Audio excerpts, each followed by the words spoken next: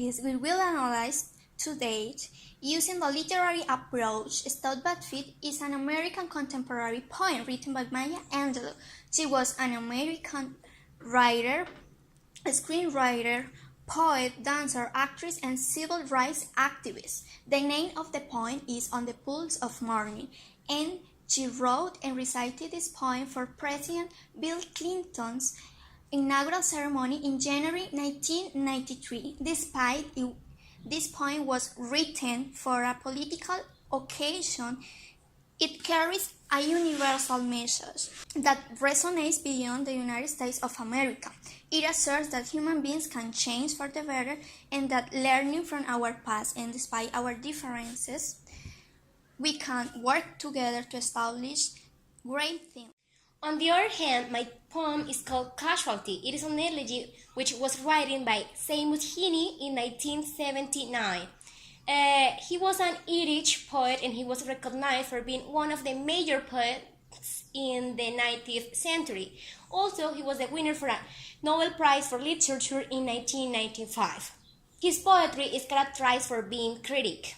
And about the poem, we can frame this masterpiece within a postmodern literature. And as I said at the very beginning, it is an elegy in which Heaney is giving tribute to the victim of the Bloody Day. The Bloody Day was a dark event in which 13 people were killed by the British Army when they were taking part of a civil march. By the way, Paula, I think that both poets have a realistic and a reflective view about the reality. Yes, that's right. And I think that through their poetry, they are reflecting those social and political issues about their reality.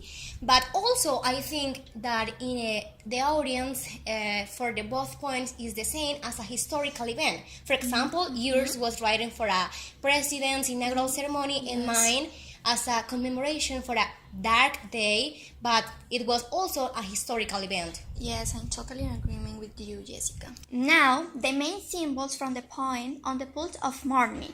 The main symbols are a rock that represents a solid foundation to start building a future. Also, we have a river that represents the harmony and peace that the humanity should have with the nature. Also, a tree that portrays all the places where the ethnic varieties come from. Furthermore, the main themes portrayed in this poem are hope of change and equality, in which the main character invites us to do not pollute our environment and to do not exploit our natural resources, in which the main character invites us also to be more tolerant in regards to the different ethnic varieties, gender, occupations, and social classes.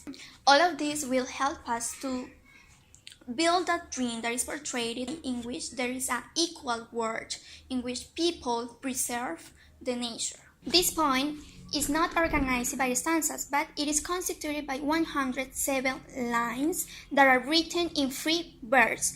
For instance, as you can see in line 21 to 28, there is not a rhyme scheme and magical pattern established. There is a characteristic from contemporary literature. Also, there is a connection between the title and the poem. Represents a new opportunity of life and a new chance to change.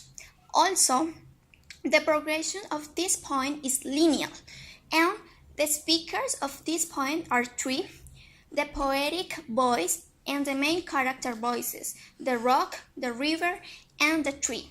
This poem is for a humankind audience, and also the situation is a holistic view of all of the negative implications from humanity, to reflect on them and then to encourage people to change. On one hand, the atmosphere of this poem is resilient, since it produces in the reader the strength to stand up and face the present and also the distant future with pride and courage. On the other hand, the author selected a formal vocabulary, and there is a repetition of a phrasal verb that is lifted, in which it is used to persuade people to face with pride the present and the distant future. Also, there is a linguistic device that is metaphor, a figure of speech that is synecdoche, and a rhetorical term that is personification.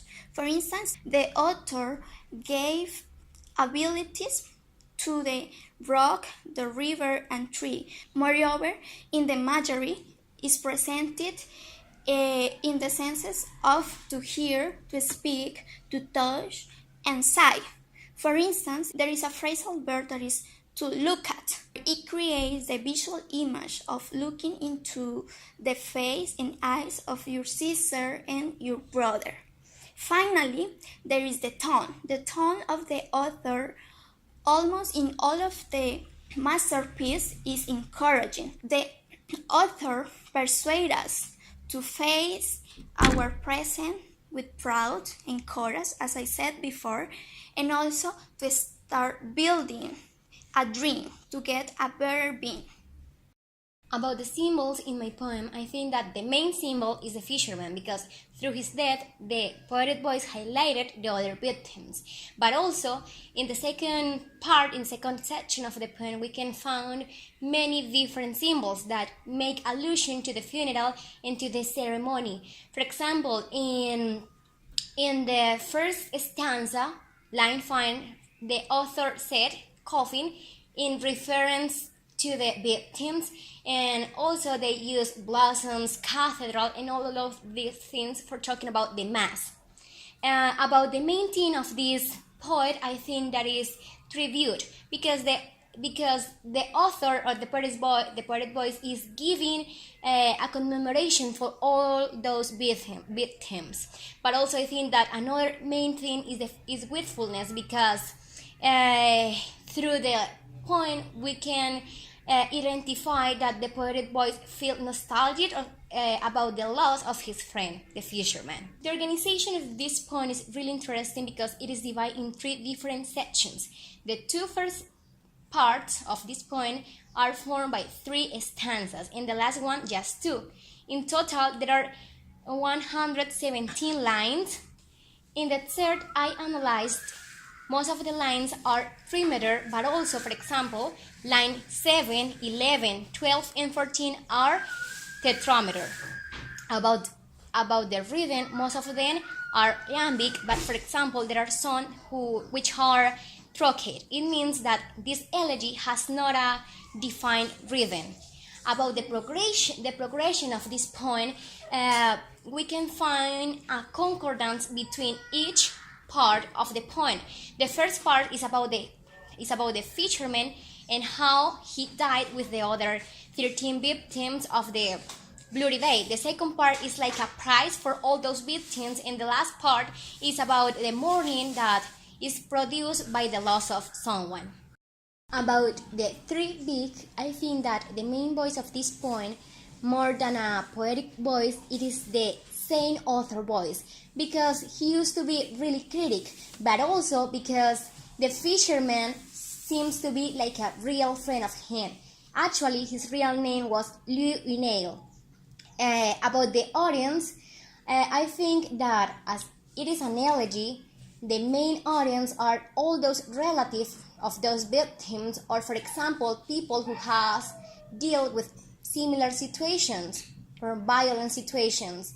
But also, it doesn't mean that it is not for a global audience, because war and violence is a global issue. About the situation, as I have been talking, this elegy is a commemoration for all those casualties of the bloody day, that it was a day in Derry, North Ireland, where 13 people were killed by the British Army. So I think that the author wanted to illustrate all the sorrow that is produced by the loss of someone. About the atmosphere of this poem, I think that I can frame the whole poem in just one word: doom. Because it is about death. It is about the fisherman's death and the casualties. So I think it is that. About the diction of this poem, I think that is in formal language. The author used contractions like your, till, but also he used explicit language like he was blown into bits. About the figures of the speech, I found many of them. For example, Simil when he said he drank like a fish, or etopeia at the end of the first stanza when he was talking about the fisherman. Also, there are some others like anaphor or synecdoche. And there are also linguistic devices like assonance when he said to give rhythm to the poem. Finally, in the imagery, I found some examples like I taste freedom with him, when the author, in which the author used one of the sense, taste, for talking about how he felt the company, how he felt when he was with the fisherman. For concluding this analysis, the tone of the poetic voice is melancholic. Melancholic because, for example, at the end of the poem we found, "Question me again." This quote makes reference with some words which are in the second part, stanza number 3, line 13 to 15, in which the author quote what the fishermen used to tell him when they were in the pub. It means that question contains all the sorrow that the poet felt about the loss of his friend. Finally, Jessica, I believe that my poem reflects all the negative implications that humanity have done through history. However, the author, with the poetic voice and the main characters' voices, persuade us and encourage us to reflect on those negative implications such as slavery, Discrimination, pollution, racism, yes, and violence, that is war. And it encourages us to improve and to change and to learn from the past, and in that way we can change our future, I think. Yes. And right, okay. And yes, my poem is also something similar, but for example, the meaning of my poem is about how violence have had or have left that an impression on people, yeah. But also more than that is how the government have is always pretending to silence people when they are fighting or they are defending their own rights. Why? Because the government is always focused on its own interest and not in a collective one. Yes, as in your point, what happened in Derry is an example of the violence in my point. Yes, that's right. It's a historical event that is immersed also in my. As a conclusion, I think that both authors had a very realistic view about our contest, about their own reality, yeah. But also, I think that both poems reflect even how people have dealt with all those negative implications, and they didn't get stuck. They continue working on improve all those things for being better, and that's on your poem. Yes. And also, we can even realize that in mind, because people didn't stuck there. They continue doing for improving themselves. And that's it. So thank you too much